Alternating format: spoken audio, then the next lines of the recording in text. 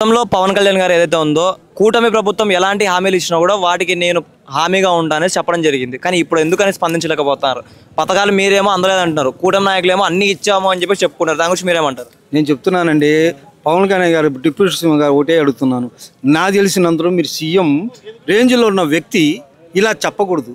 కూటమి ప్రభుత్వం అన్ని చోట్ల విఫలమైతే నేను చేశాను. పిఠాపురం పదంబండి, రాజమండ్రి ఏరియాలు పదంబండి, మొత్తం ఏమి శూన్యమే.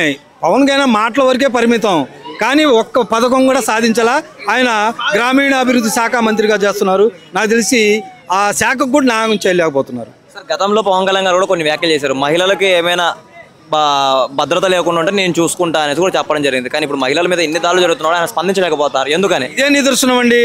పవన్ కళ్యాణ్ నేను అక్క చెల్లెల్ని ఏ ఒక్కటి కూడా అవకతవకలు నేను అక్కడ ప్రత్యక్షం అవుతాడు, కానీ అక్కడ ప్రత్యక్షం అయ్యేది లేదు. కానీ ఆ దాడులు మాత్రం జరుగుతూనే ఉన్నాయి ప్రతి మహిళలకు. చూడండి, కావాలంటే ఇప్పుడు జరుగుతున్న మహిళలకి లైంగిక 5 సంవత్సరాలు 6 సంవత్సరాలు మహిళకు కూడా రేపు చేస్తున్నారు. మనం చూసారు తిరుపతి చూడండి ఫర్ ఎగ్జాంపుల్, చిత్తూరు చూసుకోండి, నిన్న కూడా కట్టేసి ఆడ మహిళని ఒకరు కొట్టించారు. అది చూసిన కుప్పంలో చూడండి, వడ్డీ డబ్బు లేదని ఎవరు ఆ టీడీపీ నేతలే ఆ అరాచకానికి పాల్పడుతున్నారు. సొంత